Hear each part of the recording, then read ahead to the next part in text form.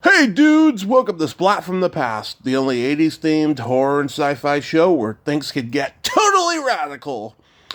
Now, today I will be welcoming one of the great comedy writers of all time, Bruce Vilanch. Bruce, of course, began in journalism and he wrote movie reviews. I think he wrote for the Chicago Tribune. I gotta ask him. He then started writing for Bette Midler for her one liners of her stage show and then wrote several of her specials.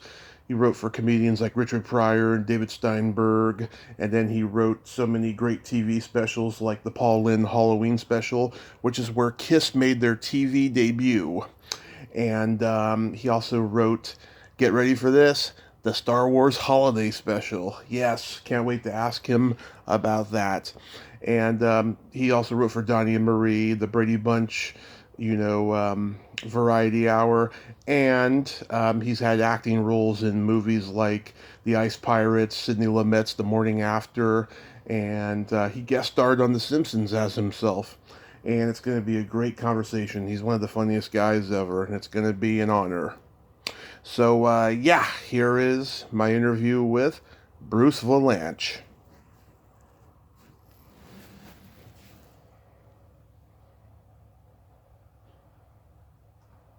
Hey, Bruce.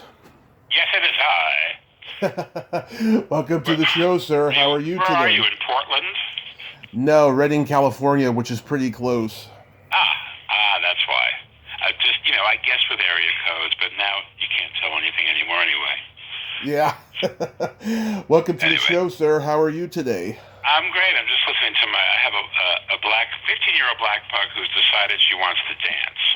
So, and she's on a hardwood floor, so I just hearing her taps as she goes around.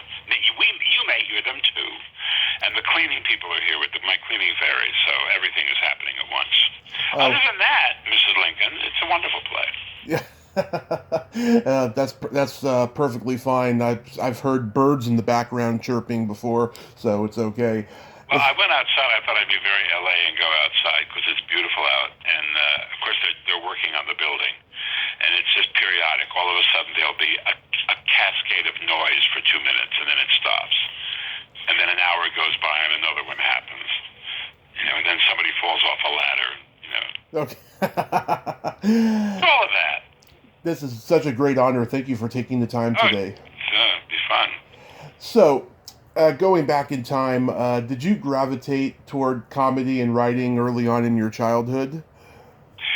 I gravitated towards comedy, but not writing. I was making faces in the mirror, and I was happy performing. And my parents saw that, and they enabled it very fortunately for me because some of them would have discouraged it, but they realized I was really happy when I was doing all that stuff, so they kind of encouraged it.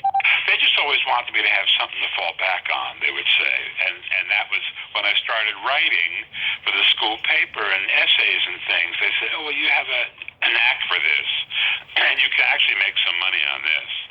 As opposed to acting. Where I was doing commercials since I was a child actor. I was never a child star. Oh. We'd be having this conversation in rehab. So it just kind of worked out that way. There was a duality happening. I was acting and I was writing, and I kind of never stopped either one.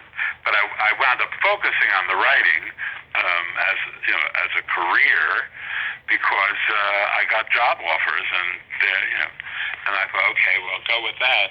Build a foundation. If I'd been braver and like a lot of my actor friends, I would have just said, fuck it, I'm going to go in and just do the real thing. But I had a very deep voice, and I was young, and I was heavy, and I was reading opposite actors who were much older than I, who were the real thing. And that was a valuable lesson because I wasn't going to get cast because I wasn't the real thing. And I had to grow into that, into who I was. Then, of course, I started looking younger as I got older. Who knew? Yeah. Were you the class clown? I wasn't the class clown. That was Edward Baldinger. I was although I was probably nominated. But the class clown was, the guy who would, do practical jokes on the teacher and stuff like that. I was, however, voted most talented. Cynthia Schramm, who was the captain of the cheerleading squad, and I were voted the most talented.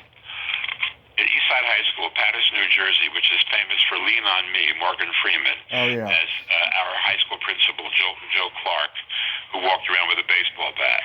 Yeah. But I got out right before all that happened, right before drugs hit. I went to college and had drugs. Yeah. Wow, that's crazy. So you attended Ohio State University as a theater and journalism student. Was that around the time you met Bette Midler? No, I was right after. When I graduated, I went to Chicago and got a job at the Chicago Tribune writing about show business, writing features and things. And I met Bette almost immediately. She was in Chicago playing a club. She was on Broadway in Fiddler on the Roof, getting married every night as one of the daughters.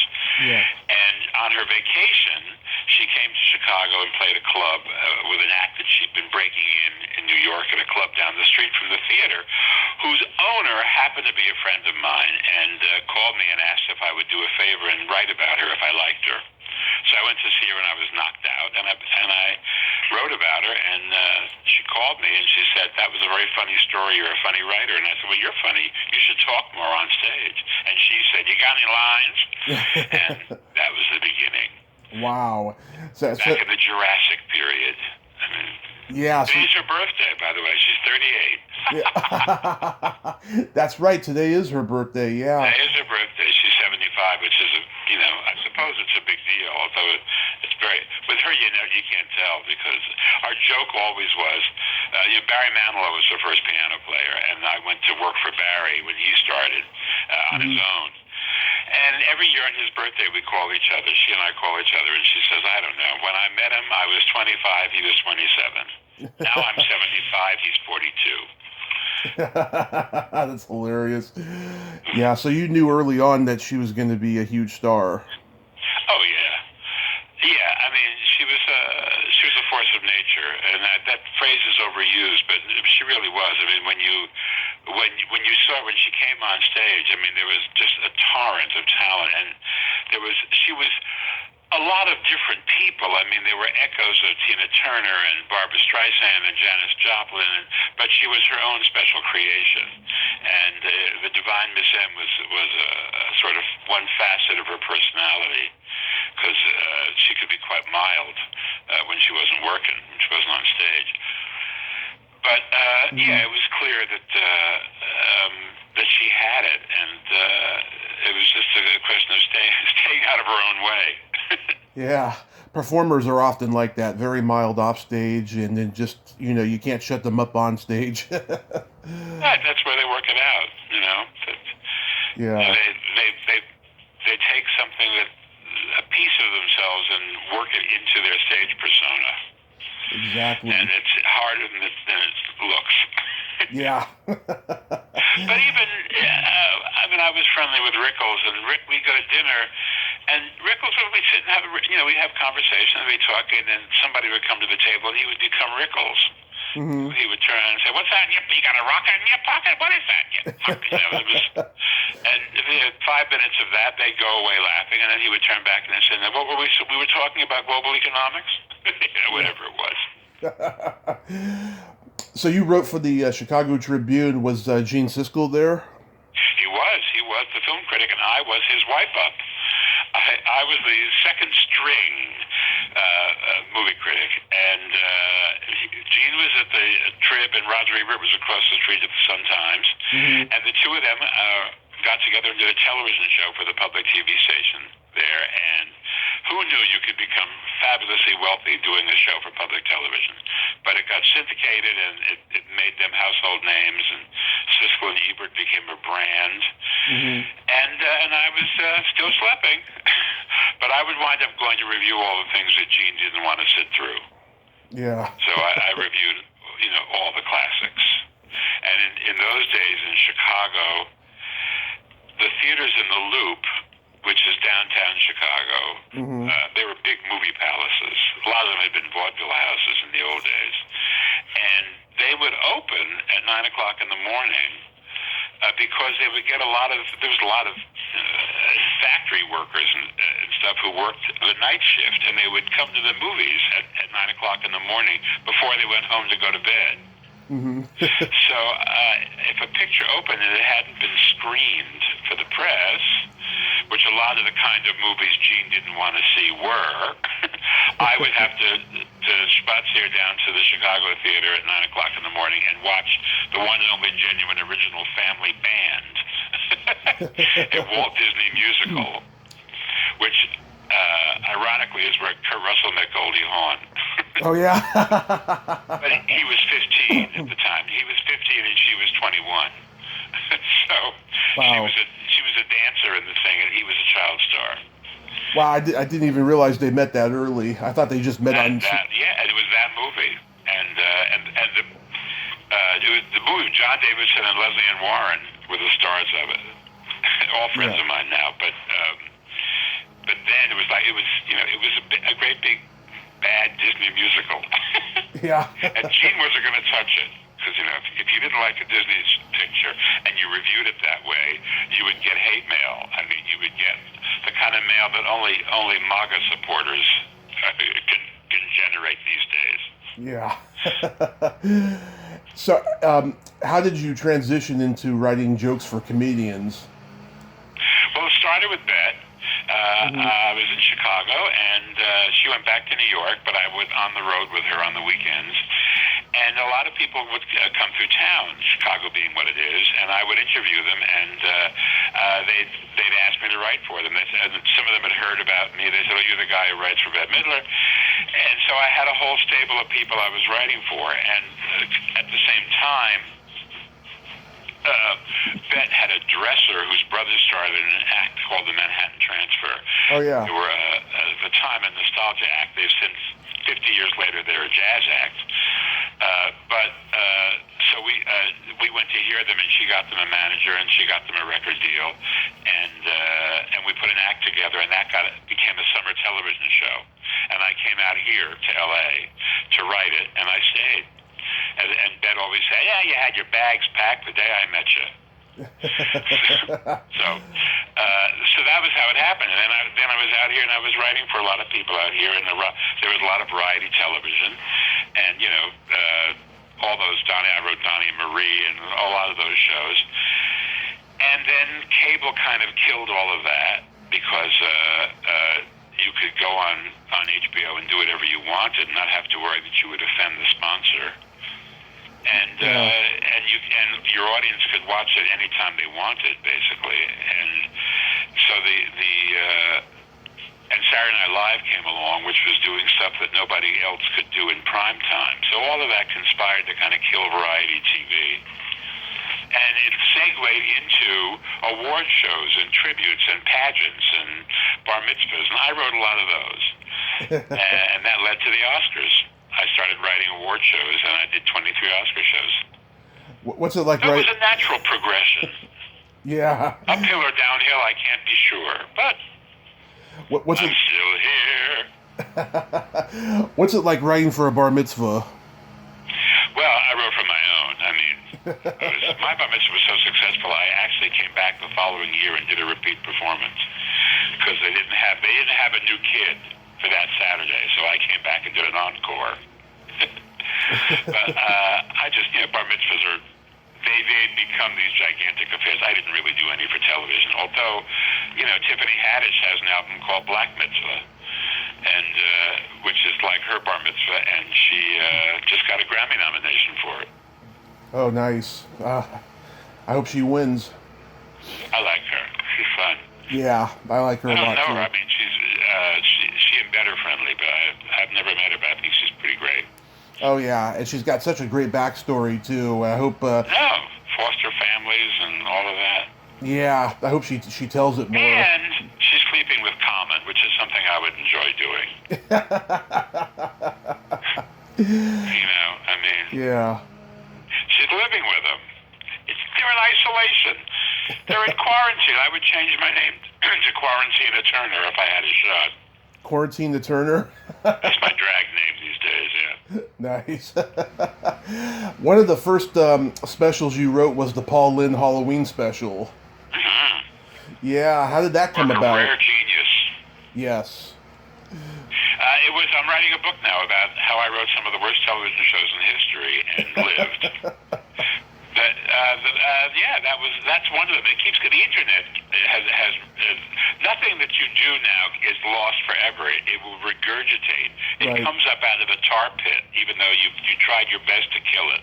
Right. And the Paul Lynde Halloween Special kind of came and went, and it was cute, and the ratings were good, but everybody said, "Oh, this is preposterous," and it was. And then it surfaced on the internet, and it's like Hocus Pocus, which I was also involved in. It's one of those things for Halloween that kids can watch and families can watch, as opposed to all the slasher pictures that come out at Halloween. So that's why it's the great pumpkin Charlie Brown. It keeps surfacing every year because there aren't too many Halloween things you can show to your kids. And that show is one of them. And they didn't even know who Paul Lynde is, but he's hysterical, and he's kind of like every nasty school teacher they ever had. So I had a great time doing it. I mean, it was so weird having the witches, Margaret Hamilton, the Wicked Witch of the West, and Billy Hayes, Witchy Pooh. And, I mean, how bizarre. Florence Henderson and Kiss. Yeah. All on one show. And Tim Conway and whoever else. Roz Kelly as Pinky Tuscadero, Fonzie's girlfriend. Which I guess people still remember because Happy Days has never left. Yeah. Anyway, was there a question about it in particular, or you just want me to ramble on about how bizarre it was to have Paul Lynde and Kiss in the same room? I had no idea who they were. Yeah, I mean, did you have to deal with Kiss at all? He had no idea who they were, but once he saw Gene Simmons' tongue, he decided he wanted to be his friend. Yeah. Did you deal with Kiss at all? With Kiss? Oh, yeah. Yeah. Well, I was like, at the time, I was the youngin'. There were the variety shows were being produced by guys who were 20 years older than I was, and I was Kiss's age, and I knew all about them, and so we bonded kind of immediately. But I felt old because they had the president of their fan club. They'd flown in for the thing, and he was Ringo Starr's son. And the idea that Ringo could have a kid old enough, like 20, freaked me out because I wasn't that much older, and I thought the next generation, they're nipping at our heels. But I did have a great time, and I stayed friendly with Gene Simmons, and he's a hysterical, fabulous guy, and they don't stop, do they? I mean, they slap on all the makeup and come back out every now and again, right? Yeah, they always say they're going to stop, but they never do. What's Ace going to do? Yeah. I tell everybody he runs the hardware company, and that's why he doesn't work. And there's a moment where they believe me, because why not? I mean, you look at Jeff Dorsey, and you think, well, this guy's a billionaire. Maybe Ace really is too. Yeah. Paul. Jack Dorsey, that's what I meant. Jack Dorsey, who runs Twitter. Yeah, Jack Dorsey. I just interviewed Kathy Fitzsimmons, who wrote the book about Paul, and she just told me, he was a guy who just loved his fans, but he was very hard on his co-workers because, he came from that classical training background of acting. He wanted everybody to do well and know their lines and stuff. He was a real pro. There's no question about it. He was a pro. I mean, yeah. I did the Donnie Marie shows with him. He had I haven't read her book. I only looked at her book to see if I'm in it, and I don't think I am. And she never called, so somehow I dodged that bullet. But the Paul Lynde show, which was a sitcom that didn't do well, it opened strong and then it faded, and the network bought him out, and they put him on Donnie and Marie for the kind of money he was making on the Paul Lynde show, and I was writing Donnie Marie, so I kind of became his writer on Donnie and Marie. And he was also doing Hollywood Squares, which at the time shot in the evenings. So he would finish rehearsal and he would say to me, "Come with me to Squares. I haven't got shit." And we get in the car and go over the questions and come up with jokes. But he was very, very clever, and a lot of stuff he came up with, and they wrote stuff for him too. But that just kind of, that led to doing the TV specials, a couple of specials with him, and a concert tour we put together, and stuff like that. But he came from the theater, he came from Broadway, and he was a real pro. I mean, he didn't mess around, Yeah. He didn't break up. He and Carol Burnett were the two who you couldn't break. And, a lot of people like Red Skelton made that his trademark, breaking up on air, and Paul hated that stuff. He hated the idea of, Yeah, which is ironic. Don't laugh at shit, He'd get very upset. Which is funny because he would laugh after every joke he told. Well, that was just in case. Yeah. I always thought that was kind of like a gay mechanism. It's like this may go too far, so I'll acknowledge it's a joke before you can figure it out. Yeah, perfect. And I noticed too, Ronnie Graham and Biff Maynard wrote on that special. How was working with them? Druggy. Biff and I had a lot of we were chemically altered a lot of the time. Yeah. Ronnie, not so much. Ronnie was old school, but he was brilliant, and I did a lot of writing with him on television, and he was hilariously funny. I mean, he was crazy. He was one of these kind of nutsy Woody Allen, Mel Brooks. He was in that tradition, and he was in that group. Yeah. But because he was also a performer, he had all the performer anxieties that they have. Some people, like Neil Simon, was not a performer, and so Neil Simon was always in charge. Right. But these guys would go to pieces, and their process was working themselves into a frenzy. And he was one of those, but I loved being around him. He was incredible, and he was living at the time with an actress named Marion Mercer, who was a brilliant comedian. Mm-hmm. She never became a big star, but she won a Tony on Broadway, and she was a sidekick in a lot of movies. She was in 9 to 5. She was the wife they send away. Yeah. People remember her for different various things. But anyway, they were an incredible couple. They were sort of insane and fun. Nice. Then you wrote for the Brady Bunch Variety Hour. How was that experience? Yes, with Ronnie. Yeah. It was it was insane. It was chemically altered, and it was the 70s, Yeah. And we were doing the show. We used to call it One to Neil and Seven Captains. It was Florence and everybody else, because Florence was a Broadway pro who knew what she was doing, and the kids were the Brady kids. And Robert Reed was kind of lost in the middle of the whole thing because he had gotten saddled with this, but he was not happy with being the Brady father. Florence grinned and bared it. I mean, her privately, the two of them were wild, but publicly their personas were very straight. Mm-hmm. But we had a great time doing it. The thing of it was, it should have been the Partridge Family, because that show was a family that was in show business. The Brady Bunch was the Brady Bunch. They were supposed to be real people, and we turned them into a family that was a show business family, which they weren't. And it was weird trying to do both things.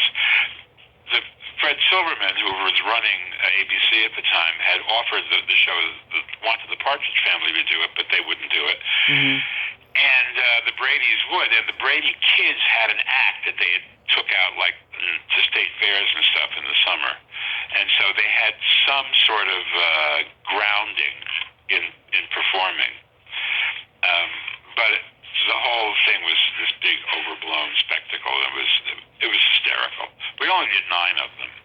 Yeah. because we were on what they called a wheel, there were two other shows, and we were every third week we would have a show.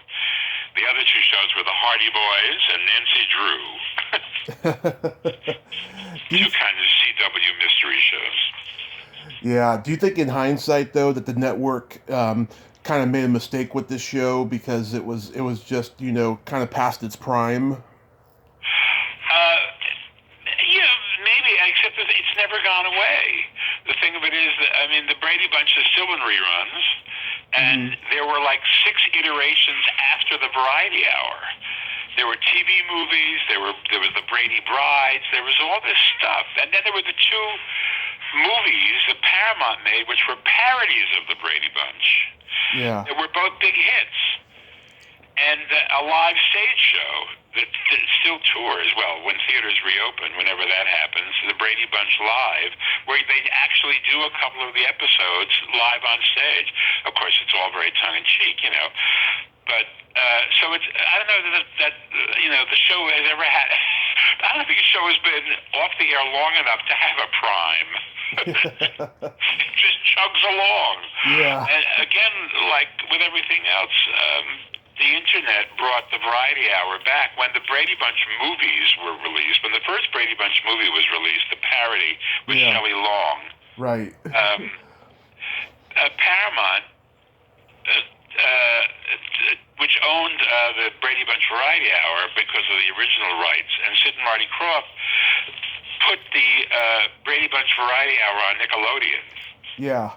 That's how I discovered I it. would get calls from people saying, "Dude, I just saw your name on a show, and there's a guy from the Brady Bunch in Carmen Miranda drag." I said, "Yeah, that was me. I did that." I said, "We're going to make Bob Reed funny one way or the other. Let's put him in a dress. That works." Yeah. Yeah. So it came back as a result. But nobody remembered it existed until it showed up on the internet. It showed up on Nickelodeon and then on the internet, and like everything else that comes, it keeps coming back like a song. Yeah. Yeah, I discovered it late 90s on Nick at Night. Nick at Night, that was where they put it. That's right, Nick at Night. I forgot there's a distinction. Yeah, I was a little baffled as to why Eve Plum wasn't involved. Jerry Reichel played fake Jan, as they call her. Eve was Eve after the Brady, the original went off. Eve got a TV movie, and it was called Dawn: Portrait of a Teenage Runaway. Right. And it was a gigantic hit. She played a girl who winds up being a hooker in the Sunset Strip. And she had a boyfriend, and they did a sequel of the thing, and I forget the Alexander, The Other Side of Dawn. And so she had these 2 big TV movies, and then along came the Brady Bunch Variety Hour and said, "No, I'm not going to go back. I'm not going to sing and dance and be Jan Brady. I'm done with that. It's over." So we had to find a new Jan. And it wound up being Jerry Reichel, but it was down to her and one other girl who didn't get the part and married Conrad Hilton's son and became Kathy Hilton, the mother of Paris Hilton and Nikki Hilton. Oh. And Conrad Hilton III. And I see Kathy Hilton around town, and we laugh about this. I said, "Had we only chosen you, the world would have been on a different axis.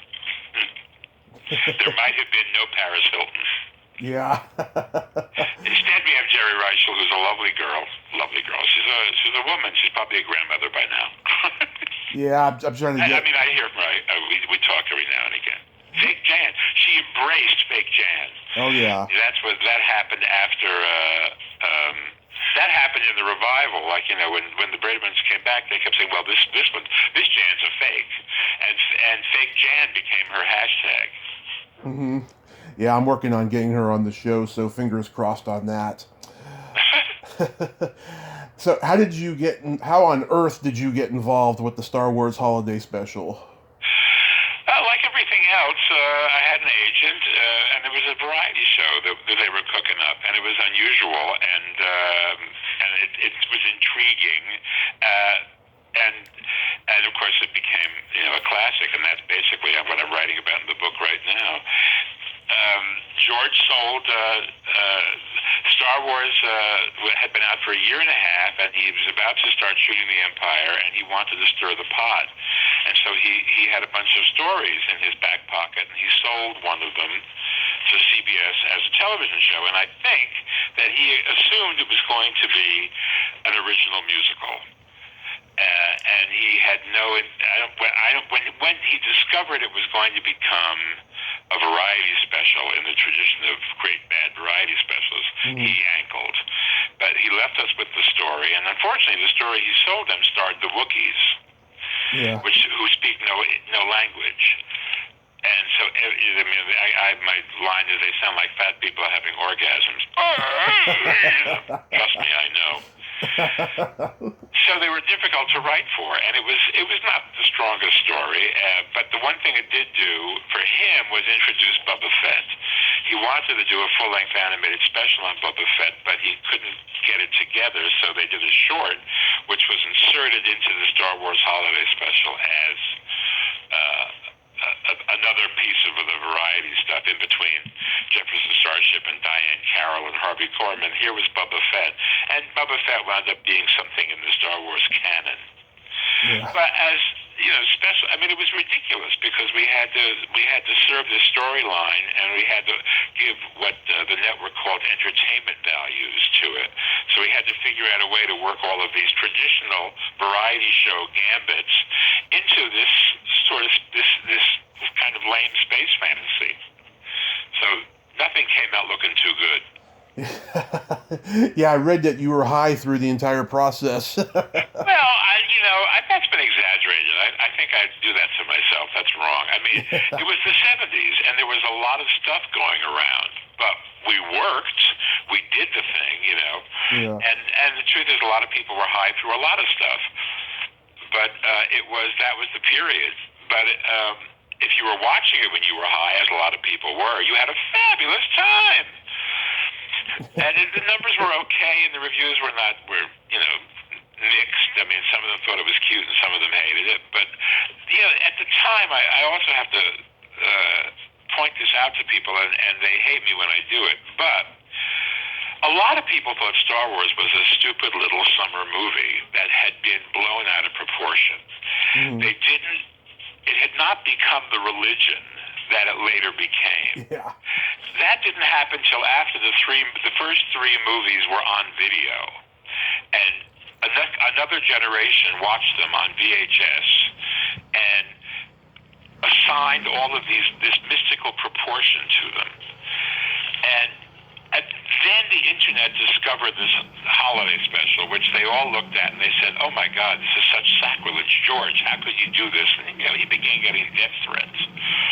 And it was crazy because there was a whole Star Wars world out there, which has been reinforced every time there's a new Star Wars movie, which there have been 5, 6, 7 new ones.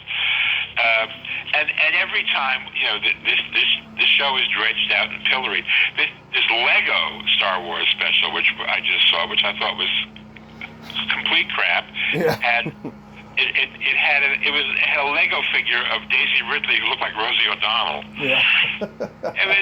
It's a mess, and I keep getting these reviews in my inbox, people comparing it to the other show and say, "Oh, it's so it's no good," and it doesn't matter if it's better. That saying it's better than the Star Wars Holiday Special isn't saying a whole lot.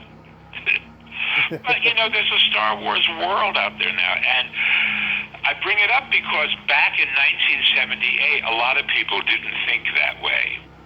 Right. We thought we were doing a dumb little fun show that would be that was not going to be paid attention to 45 years later.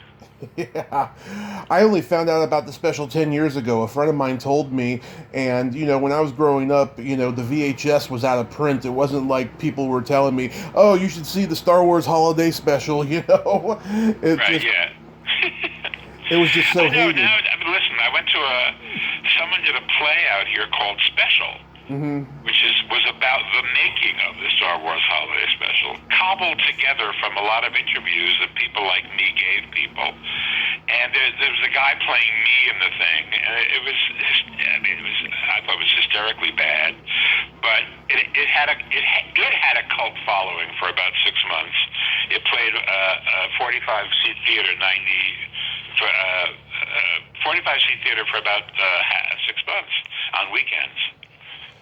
Mm-hmm. And I left the thing saying to my friend, if people really think this is how it was put together, I mean, it was crazy. It was. Now I kind of understand now how people who were part of something see it depicted later on, and they go, "What were these people thinking?" Yeah. that's history. Yeah. All we know, we don't really know. Was Cleopatra really gorgeous? We don't know. In our mind, she was, because Elizabeth Taylor played her, and because all the Cleopatras had been pretty. But she may have been a dog, with a hot tongue. Who knows? Yeah. Today is also Richard Pryor's birthday, and he's in the special. He's not in the holiday special, the Star Wars special. I thought he was. Richard, no, he didn't do that. He didn't do it. Huh. In fact, the only black person I think is Diane Carroll. Mm-hmm. If I'm not mistaken. And she, of course, is the love object of Itchy, the silverback Wookiee, Grandpa. So I said to her when we were doing it, this is the first interracial, interspecies romance in network history. Where's our NAACP Image Award? But yeah. Overlooked. Egregiously overlooked. Yeah, we just lost David Prowse, who was Darth Vader.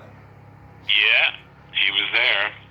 David was there, not speaking, stalking around. Yeah, and Steve Binder directed. That guy directed the very first concert movie, The Tammy Show. He did. Yeah, Steve was brought in. George had his roommate from college, was a very talented guy named David Akumba, who was doing television in Toronto, and he came down and he started it, but he had never done one of these things, and he was directing it like a movie, which is what he was doing in Canada, and that's not how, at the time, network variety specials were done.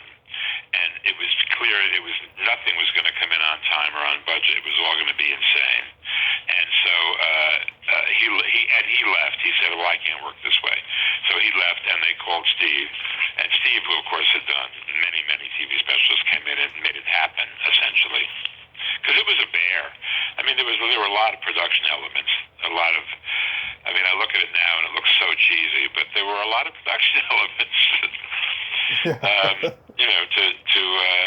To make it look like something. And I sometimes think through the eyes of somebody younger who has discovered Star Wars through the later movies and all the CGI and the stuff, and then they look at this thing from 1978, which is not even a movie, but is television, aping a movie, and I mean, they must think, good God, did they shoot this at the mall? Yeah. Whose phone did they use to make this? Yeah, it's pretty low tech. Yeah. So how did you come to write for the Academy Awards? Well, I've been writing for a lot of people who were on the Academy Awards because they would get the material and they weren't crazy about it. And it's tough to write that kind of stuff because you have somebody coming out to do some of these categories like art direction and sound effects editing, and it's difficult to come up with something to say about them, and that's why they're there. So they would call me and ask me to help them, and I did. And eventually, in 1989, Alan Carr, who was a very flamboyant producer who produced Grease and a bunch of other stuff, was producing the show, and he asked me to come in and write it. And I did, and that turned out to be the infamous Snow White meets Rob Lowe year. And but the ratings were terrific, even though the reviews were horrible, and the industry was up in arms about it. Anyway, so I wound up coming back. I wound up surviving it, and I did 23 more officially, and then a whole bunch of them under the table. I'll never tell. Oh, that's awesome. Yeah, to me, Billy Crystal is the best Oscar host. I wish they'd bring him back.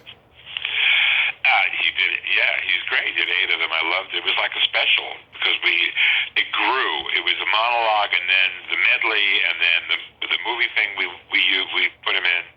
So it was fabulous. It was a terrific ride when he was on it. And then he was, he's brilliant and funny, and would keep coming back with stuff all through the show.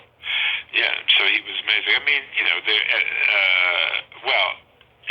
I say that like everybody knows, but it's hard to find somebody who passes the litmus test to host the thing.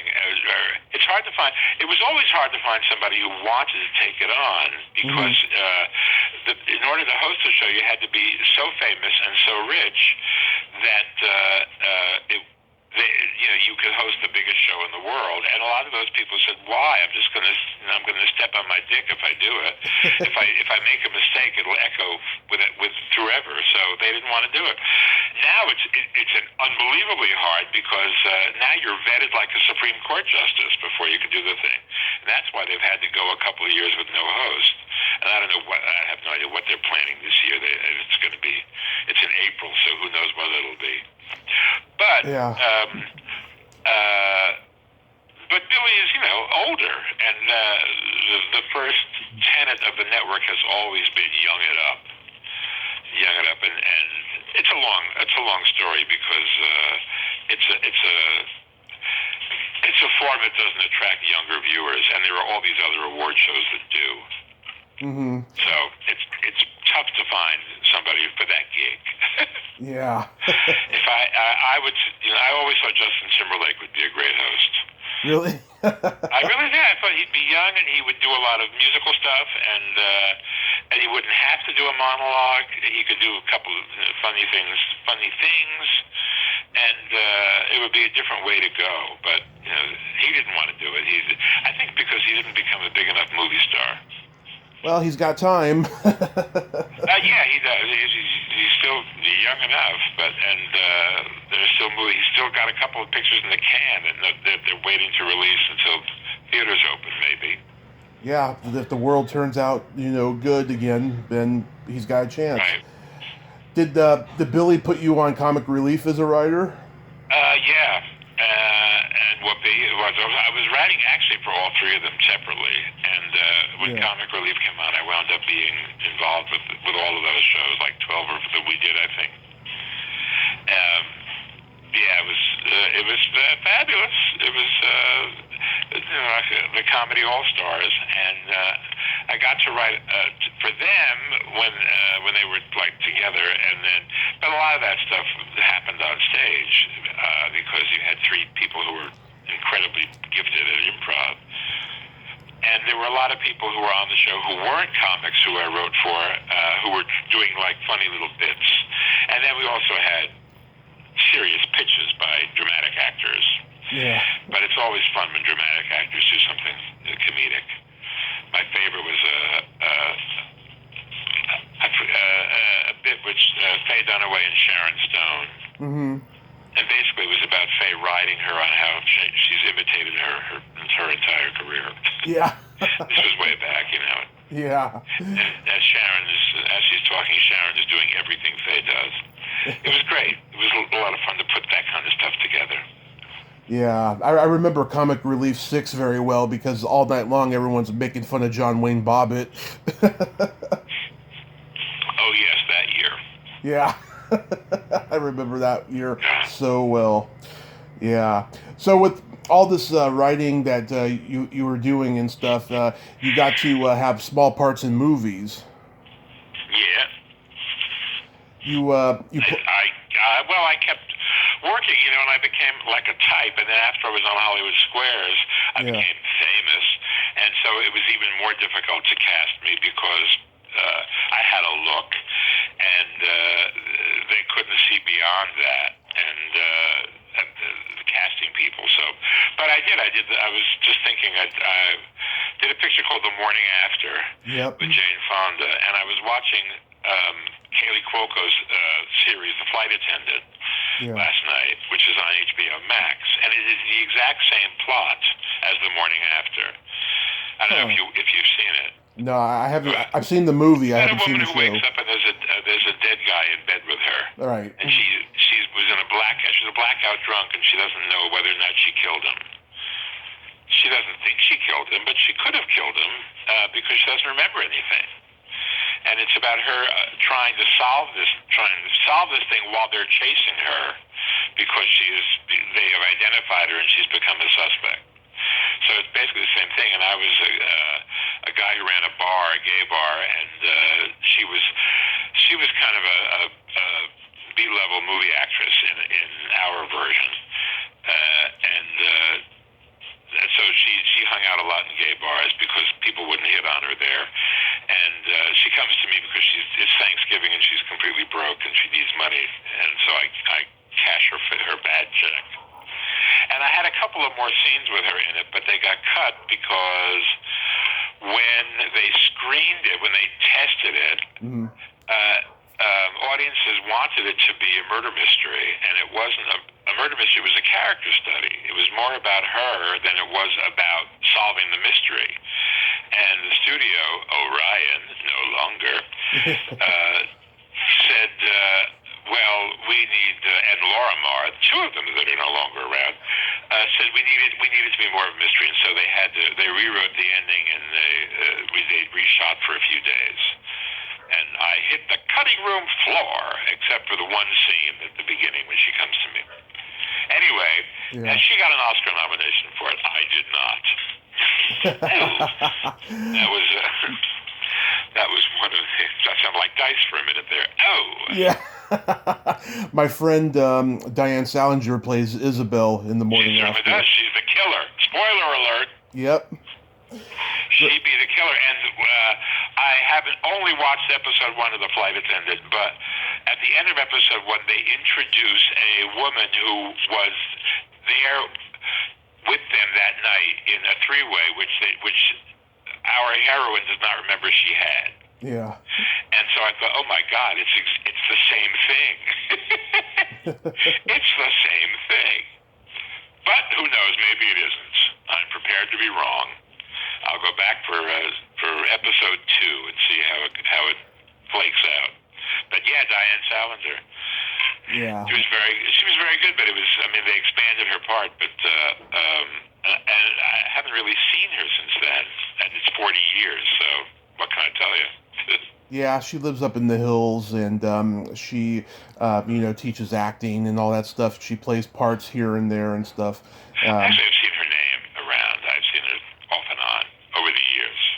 Yeah, I had lunch with her in L.A. last year. Yeah. So she remembers The Morning After. Oh yeah. In fact, there's actually an experience she told me about on the podcast that I shouldn't repeat. It was a pretty bad one. You mean while shooting the thing? Yeah, something. Oh, you mean like a Me Too experience? Yes. Uh-oh. Yeah, it was pretty bad. Well, I can't imagine who it was with. I'll tell you in email. Oh, okay. Okay. The reason that she wound up being the killer was because it was not written as a mystery, as I said, and they were only if Jane didn't do it, the only other person who could have done it was Raul Julia, who played her husband, I think. Mm-hmm. And because Jeff Bridges was a detective, and he didn't even meet Jane, or you didn't know the guy and didn't meet Jane until after. So the guy had painted himself into a corner, but then he wasn't trying to do a murder mystery. Right. So they jacked up Diane's part. Yeah. Because she was already on the scene. Yeah. You play a man with a purse in Breathless? Yes, I did play the man with purse. Man with purse and locket. Man with locket. I had a heart-shaped locket that pulsated. And Richard Gere mugged me in the stall of a men's room. Thanks. In one scene. I had, I think, 2 scenes in the thing. And to this day, Occupado rings in my mind. That was fun. That was friends were making it. Jim McBride wrote it, and Kit Carson, who is not the gunman of the Old West, but a writer-director who was married to Karen Black at the time, and has a son. They have a son, Hunter Carson, who's an actor. Anyway, so I was in that because of them, and Richard, who was a friend, and that my entire 2 days of work remained intact in the film. Karen Black, who was married to the director, had a fabulous scene where he breaks her heart. She played a waitress, and she'd been having a thing with him, and he breaks her heart, and they cut it because when they tested it, the audience hated him so much after that scene that they just didn't care what happened to him in the rest of the movie.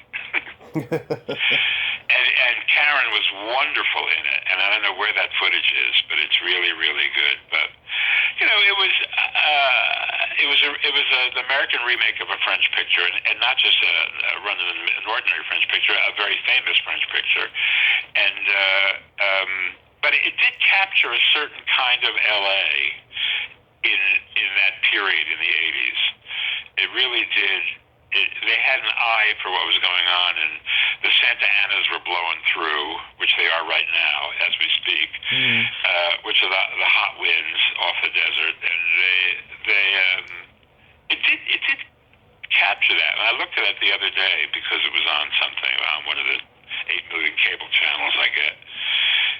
And I thought, well, it does capture a certain something. I mean, Kit did not go on to do anything much after that, and neither Kit nor Jim, and they're very, I don't know what that's about, but I'm the least of it. Although people remember me in it, what can I tell you? Yeah. How about the notorious Ice Pirates? Well, I had a much larger role. I was brought in to do a rewrite and to fluff it up, and Paul Williams was playing my character, and he quit before they started shooting, and so they said, you could play it. So I became Weird Wendy, the Evil Emperor, who gambles away his body, and his head gets moved from mannequin to mannequin. And so I said, yes, that movie made me famous for my head. Yeah. It was a complete blast to do. It was a half-assed hit, and again, what happened was everybody who was in it got famous subsequently. Bob Urich was the star, and he was a big television star. He never became a movie star, but he was a TV star. And then Angelica, who was this was her second movie. Her third movie was Prizzi's Honor, and she won the Oscar. So they began showing Ice Pirates on TV a lot. Yeah. And Ted Turner loved it and showed it over and over again. And then Ron Perlman became the Beast on Beauty and the Beast, and then, of course, many years later, he was the head of Sons of Anarchy. He was the head biker. And a lot of so it kind of never went away. And again, an audience discovered it much later on, and so it keeps coming back. But just if you ever look at it, and any of the sets look familiar, it's because we left them up, and the next picture on the stage was Spaceballs. Yeah. And Mel used a whole bunch of the sets. He redressed them, but sharp-eyed viewers will notice it's the same spaceship. I believe it. It's MGM. It was Metro. We shot it at Metro, Stage 30, which was the Emerald City. Oh, yeah. Munchkin Land. Yeah. Are you proud of your guest starring voice on The Simpsons? Absolutely. And I got a bag of swag that was pretty fabulous. Very rare Simpsons stuff that they made, and I guess they made custom to give to people in a gift bag. It's in a Homer Simpson bowling bag, and it's all kinds of crap. It actually came in a trunk, and the bowling bag was in it. In the bowling bag is Homer's bowling ball, which looks like a big scrambled egg. It's yellow, but scrambled egg yellow, and there are 3 red dots, and a note says, drill holes here. And it was full of that kind of stuff. And here's a name-droppy story. At one point, I think probably around the same time, I was doing an AIDS benefit with Elizabeth Taylor. I did a lot of AIDS benefits with her. And I was at her house, and she had the Homer Simpson bowling bag because she was the voice of Maggie. Yeah. And she went in and recorded it. She didn't even phone it in. Elizabeth Taylor sent her a card. She got her ass to Fox, and she went in and she recorded it. And she has her bowling bag. And I said, "Why? We're members of a very special club." But truly, people who I hadn't heard from in years, people who would not sleep with me in high school, called up to tell me how cool I was, and they were coming right over. So it was great. But mostly I got people saying, my kids were watching The Simpsons, and they said, "Don't you know that guy?" So because it was off of Hollywood Squares, that was why I was on. So it was very nice. It was among my coolest things, and I have framed in my home the still of me in my Fred Flintstone T-shirt. Nice. Nice. That's how I first became aware of you too. Was on The Simpsons. Well, you're one of them. See? Yeah. I have a very hip audience. Yeah. How was the experience doing Hairspray on Broadway? It was brilliant. I mean, it was a dream come true. I would do it again in a minute. It pushed an OCD button I didn't know I had, doing it 8 times a week, doing the same show. And I loved doing that because every audience came to have a good time, and they were all a little bit different, and it was fun. It was they are the most talented people on the planet, people in a Broadway musical. I mean, it's not like Glee. Well, Glee, they're very talented too, but I mean, it's not like your high school musical. It is, I mean, you are on stage with people at the top of their game, and they really know what they're doing. And also, there's the great sense of kind of camaraderie. The theater really is, I mean, for all the backstabbing and all that goes on, there is something about having to go out there and face what Oscar Hammerstein called the big black beast, right. Which is the audience. Out there in the darkness, you have to face them every night. There's a kind of comradeship that happens, which is great. And in New York on Broadway, when you have a dark night, you wind up doing a benefit. Because it's a very, very philanthropic mindset. In fact, when we did Hairspray, I toured for a year, and every Monday night when we were sitting in a place like Minneapolis or Rochester, we would do a benefit for the local AIDS charity.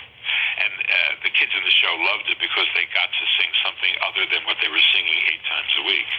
And you could see how incredibly talented they were. Oh. Hopefully some of them went on to have a career.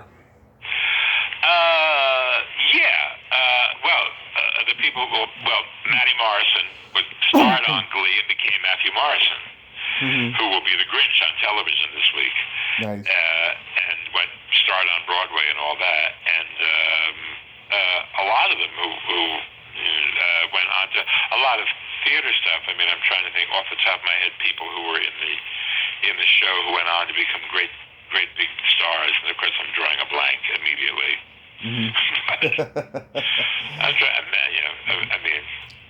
Immediately. But a lot of them don't become big stars, but they continue working.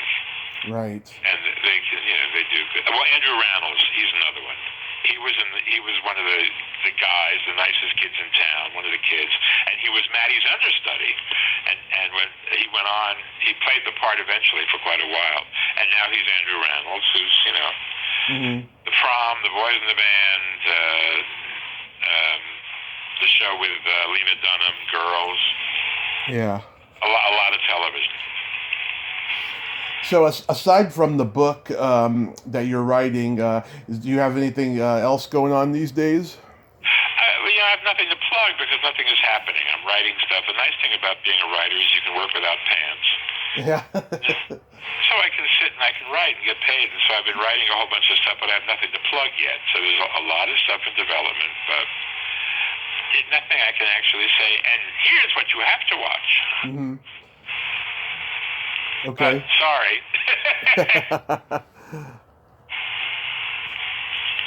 And that's what's amazing.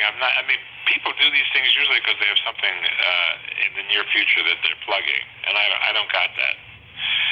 I do these things because they're fun to do, and you ask me questions and it brings up things I've forgotten about that I can then put in the book. Yeah. Well, I mean, look for your credit. Oh, thanks, Bruce. I appreciate it. Yeah, I mean, I think that's how it should be. You know, I mean, you answered everything just perfectly. Like you say, you forgot it, but it's just like you answered everything perfectly, like you never forgot it. You know.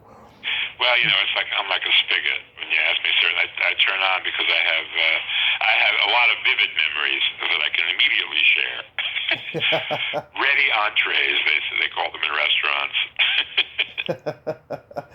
So how are you doing overall during quarantine?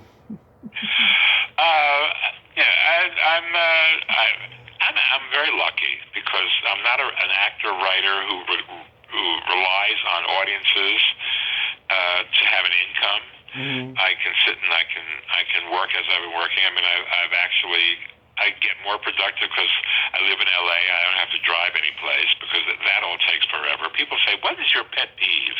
And I say, "I'm in LA. My pet peeve is the guy in the car in front of me." Yeah. Even if it's a girl, whatever it is.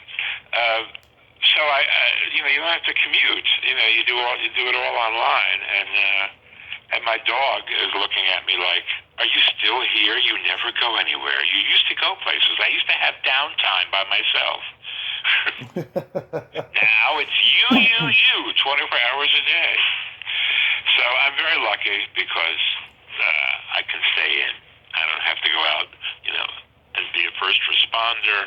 I don't have to go out and deal with people, who are assholes and won't wear masks. I don't have to do that because I'm in my bubble most of the time. I mean, I do go out into the world, but it's a weird time, because everything has been turned on its head. Everything is upside down. Yeah, we've become a sci-fi movie. Exactly, and I saw a trailer for a Michael Bay movie about COVID 23, mm-hmm. which is apparently like bubonic plague and really wipes out a lot of people. And he's made a movie about this. Somebody wants to watch this. Yeah. But Michael Bay, I could be wrong. It'll certainly have some great special effects. Although they had to have shot the whole thing during the times of Trump virus. So who knows how they did it? Yeah, who knows? It's all audio animatronic. Well, Bruce, I thank you so much for coming on today. I hope the rest of writing your book is a lot of fun for you. You're always welcome to come back on to promote it when it comes out. And thank you. And I hope you have a Merry Christmas and a Happy New Year. Happy everything. Happy Kwanzaa. Can't leave anybody out. Yeah. They'll Me Too you to death. Okay. Joy. Thank you, Bruce. Bye-bye. Bye-bye. Well, there you have it. Bruce Vilanch. Ain't he a cool dude? Oh, great stories. Funny guy. I can't wait till his book comes out. It's going to be a lot of fun to read. I just know it. Well, that was a great way to kick off Christmas December on Splat from the Past.